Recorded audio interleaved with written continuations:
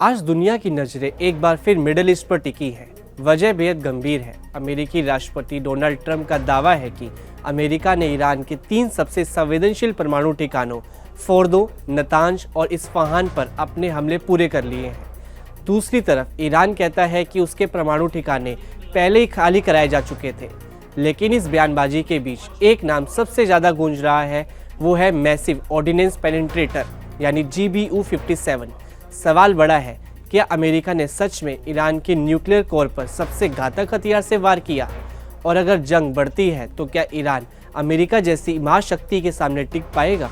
सबसे पहले उस हथियार को समझते हैं जिसकी पूरी दुनिया में चर्चा है। GBU-57 यानी गाइडेड बॉम्ब यूनिट 57 दुनिया का सबसे ताकतवर नॉन न्यूक्लियर बंकर बस्टर माना जाता है। इसका वजन करीब 13,600 किलो है और इसे खास तौर पर जमीन के अंदर बने गहरे ठिकानों को तबाह करने के लिए डिज़ाइन किया गया है।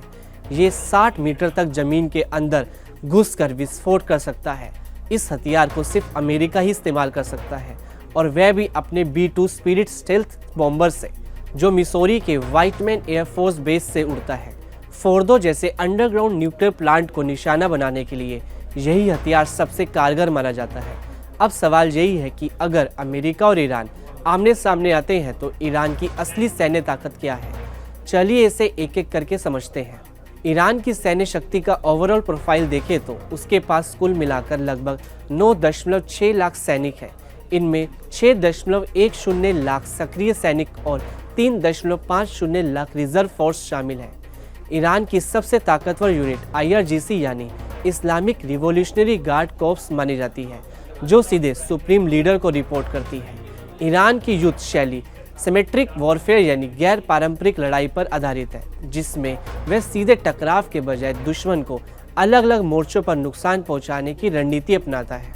अब अगर अलग अलग डिफेंस सिस्टम की बात करें तो जमीन सेना के पास हजारों टैंक, रॉकेट लॉन्चर और आर्टिलरी सिस्टम है। इनमें से ज़्यादातर हथियार पुराने सोवियत दौर के हैं। हालांकि हाल के वर्षों में इन्हें रूस और चीनी तकनीक से अपग्रेड किया गया है। इसकी सबसे बड़ी ताकत इसकी संख्या है, लेकिन कमजोरी ये है कि इनके पास एडवांस टेक्नोलॉजी की कमी है। वायुसेना की बात करें तो ईरान के पास करीब 550 लड़ाकू विमान हैं। इनमें F-4 और F-5 जैसे पुराने अमेरिकी फाइटर जेट्स शामिल हैं। आधुनिक फाइटर जेट्स की भारी कमी है, लेकिन इसके बावजूद ईरान की असली ताकत उसकी ड्रोन फ्लीट मानी जाती है। ईरान दुनिया के टॉप ड्रोन प्रोड्यूसर्स में शामिल है और 2025 के युद्ध में वह इजराइल पर ड्रोन स्वार्म अटैक कर चुका है। ड्रोन और UAV सिस्टम ईरान की रणनीति का अहम हिस्सा है। ये ड्रोन सस्ते लेकिन बेहद घातक है, लंबी दूरी तक मार्क करने वाली क्षमता रखते हैं और सटीक निशाने के साथ झुंड में हमले करने में सक्षम है। यही वजह है कि इन्हें अमेरिका और इजराइल की सबसे बड़ी चुनौती माना जाता है। नौसेना की बात करें तो ईरान के पास छोटी लेकिन तेज अटैक बोट्स, सबमरीन्स और नेवल मेन्स है। इसका फोकस पर्शियन गल्फ में सिमेट्रिक वॉरफेयर पर है। ईरान के पास स्ट्रेट ऑफ हार्मुज बंद करने की भी क्षमता भी है, जो वैश्विक रणनीति के लिहाज से बेहद अहम मानी जाती है। ईरान का मिसाइल प्रोग्राम उसकी सबसे बड़ी ताकत माना जाता है। उसके पास हजारों बैलिस्टिक और क्रूज मिसाइलें हैं, जिनकी रेंज 2000 से 3000 किलोमीटर तक है। इजराइल और खाड़ी देश सीधे इसकी रेंज में आते हैं। 2025 में ईरान ने हाइपरसोनिक मिसाइल टेस्ट भी किया है और लंबी दूरी के ड्रोन का विकास तेजी से किया है। इंटरकॉन्टिनेंटल कैपेबिलिटी की बात करें तो नवंबर 2025 में ईरान ने 10,000 किलोमीटर रेंज वाली मिसाइल का दावा किया था, जिससे अमेरिका की मुख्य भूमि तक पहुंच संभव बताई गई। हालांकि वेस्टर्न एनालिटिक्स मानते हैं कि ये मिसाइल अभी पूरी तरह से ऑपरेशनल नहीं है, लेकिन ईरान का स्पेस प्रोग्राम इस बात का संकेत देता है कि वह ICBM की दिशा में आगे बढ़ रहा है। अब सवाल उठता है कि क्या ईरान अमेरिका के हमले से खुद को बचा पाएगा? अगर डायरेक्ट और कन्वेंशनल वॉरफेयर होती है तो जवाब है नहीं।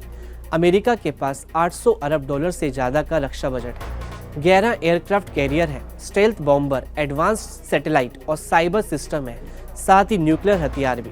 लेकिन कहानी यहाँ खत्म नहीं होती, क्योंकि ईरान की रणनीति सीधे लड़ाई की नहीं है। ईरान की युद्ध रणनीति डिटरेंस थ्योरी पर आधारित है, यानी दुश्मन को इतना नुकसान पहुंचाना कि वह पीछे हटने पर मजबूर हो जाए। इसमें लंबी जंग छेड़ना और युद्ध की लागत बढ़ाना शामिल है। अगर पलटवार की बात करें तो ईरान अमेरिकी ठिकानों पर मिसाइल और ड्रोन हमले कर सकता है, इजराइल और अरब अलाइज पर निशाना बना सकता है और प्रॉक्सी ग्रुप्स का इस्तेमाल कर सकता है। इसमें हिजबुल्ला, हौती और ईरानी मिलिशिया शामिल है। इसके अलावा ईरान स्ट्रेट ऑफ हार्मुज बंद कर सकता है, जहां से दुनिया की करीब 20% तेल सप्लाई गुजरती है, जिससे तेल कीमतें आसमान पर पहुंच सकती है। साथ ही साइबर अटैक, सी स्वाम अटैक भी उसकी रणनीति का हिस्सा है। जरूरत पड़ी तो ईरान पहले हमला करने से भी पीछे नहीं हटेगा। तो निष्कर्ष साफ है, अमेरिका सैन्य ताकत में ईरान से कई गुना आगे है, लेकिन ईरान भी कोई कमजोर खिलाड़ी नहीं है।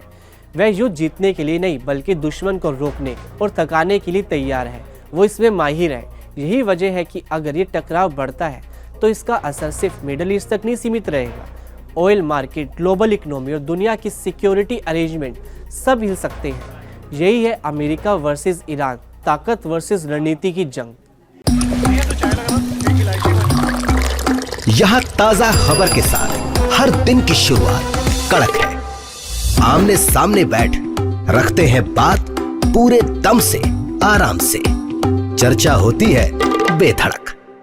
यहाँ किस्से कहानियों में बोल सरल और अंदाज बेहद कड़क मिलता है। जीने में एक तेवर है जो आता है सही ज्ञान, जानकारी और उससे कमाई कड़क नोट से। इधर मौके पर चौका नहीं, छक्का लगा जलवा दिखाते हैं। कड़क क्रिकेट से अपने रोमांच को जो बढ़ाते हैं। यहाँ की हर बात का मिजाज एक है, मिजाज कड़क। आपका अपना YouTube चैनल कड़क, लाइव बेधड़क।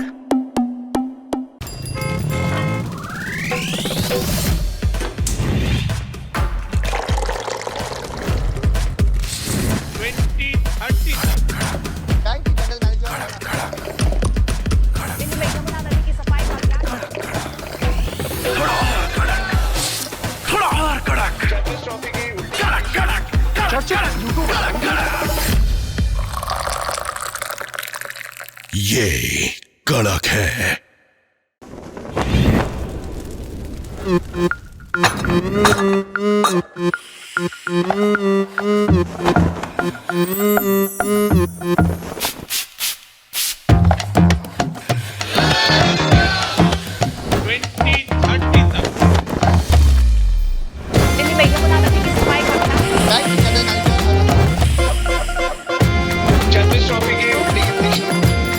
ये कड़क है।